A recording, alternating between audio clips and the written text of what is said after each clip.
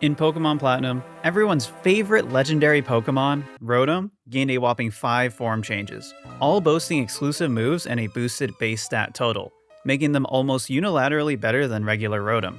For the last 16 years, these form changes were completely banned in the post-game Battle Frontier challenges. Until now. A couple weeks ago we found new, completely undocumented glitches involving these Rotom forms. The most notable of which allows you to enter a banned Rotom into the Battle Frontier, just by putting it in a specific slot. In this video, I'll explain these new glitches, why these Rotom forms are banned in the first place, and things to keep in mind if you want to use it in the Battle Tower. Let's get into it.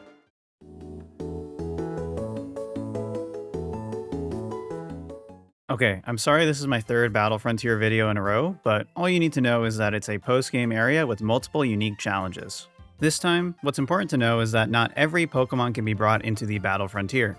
18 of Generation 4's 493 Pokemon are banned, completely ineligible from being entered in any facility. Here's the full list. Essentially, Mythicals and Box Legendaries are a no-go. There's also the special case of the spiky-eared Pichu from HeartGold SoulSilver. This event Pokemon isn't allowed because it just doesn't exist in Platinum, so it wouldn't be possible to use it in multiplayer. I don't know for sure why they use this ban philosophy, but obviously some of these Pokemon are really strong and would make the post-game challenges easier, maybe even actually fair for once. Rotom is another one of these banned Pokemon. Sort of. Pokemon Platinum introduced the Rotom forms, basically transformations for your Rotom that give it a move it can't normally learn. To access this functionality, you need the secret key event item. Upon taking it to the Team Galactic building in Eterna City, you can access a hidden room that allows you to change your Rotom's form by interacting with various appliances. These Rotom forms didn't exist in Diamond or Pearl. They're not programmed into the games in any way whatsoever. So, obviously, they shouldn't be allowed in any multiplayer between Diamond and Platinum or Pearl and Platinum. Since you can link with Diamond or Pearl in the Battle Tower, and they're basically event Pokemon, Game Freak decided to blanket ban Form Change Rotom across all Battle Frontier facilities. But the way they did it is completely different from other banned Pokemon.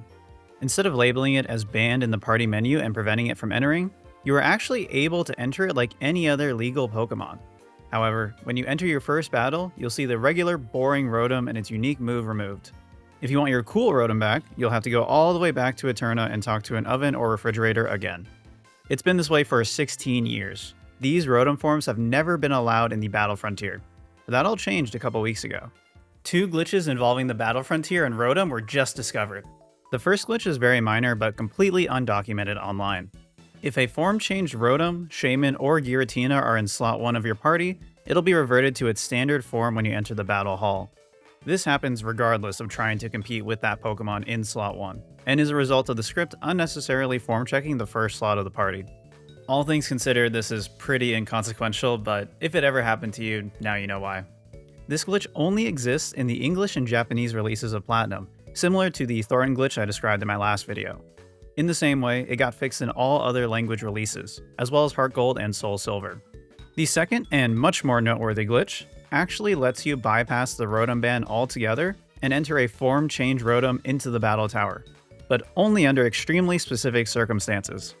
This glitch is super complicated, so listen closely. First, you have to select the double battle mode. Then, at the party select screen, enter it as your 4th Pokemon. And yeah, that's the entire glitch, that's all there is to it. Rotom's form will be preserved, and you can use it in battle like any other Pokemon. It won't even revert to its regular form after the round ends. This is only possible because the game simply doesn't check the 4th slot of your team for illegal forms, likely stemming from the fact that every other facility's double battle mode only allows 3 Pokemon. So whoever wrote the script to check for the forms either forgot about the fact that the tower allows 4 Pokemon, or whoever added the script to the tower wasn't aware that it only checked 3. While this glitch works in all releases of Pokemon Platinum, it did get fixed in time for HeartGold and SoulSilver's Japan release, so no illegal Rotom in Johto. Additionally, it only works in single-player double battles. In multiplayer, you only bring in 2 of your own Pokemon, so both will get properly checked for illegal forms. We tried searching online but couldn't find a single report of this glitch happening anywhere. The fact that it took almost 17 years for us to find it was really surprising to me at first, but actually it makes a lot of sense. Like, not only did you have to do the limited time event to get the secret key, but you also had to bring this event modified Rotom into the Battle Tower, enter doubles mode, and put it in exactly slot 4. And even then, How many of those lucky people even realized this was a glitch? The game already isn't clear that these Rotom forms aren't allowed, so if you accidentally activated the glitch, you probably wouldn't have posted about it online. Nonetheless, we finally have a way to smuggle in this unique, banned Pokemon into the Battle Tower. Okay, so you're a big Rotom fan, you've watched up to this point and decided that you want to try the sneaky, illegal Rotom in the Battle Tower for yourself. You spend hours looking up sets and doing damage calcs like a true Pokemon master. And as you walk up to that first trainer, all you can think about is how you're going to destroy them with your special, banned, quote-unquote legendary Pokemon. But eventually, after a few battles, it hits you. Rotom is outclassed at tower doubles. Now look, Rotom is super cool, frosty even, but there are a few things you should keep in mind before putting it on the team. As I mentioned earlier, each form gets a special move, but if you look closely, none of them have 100% accuracy, so good luck hitting Hydro Pumps with your streak on the line. Now, to its credit, in the Generation 4 games, Rotom is always Ghost Electric, no matter what form it is, which, you know, Electric plus Levitate has some pretty good synergy.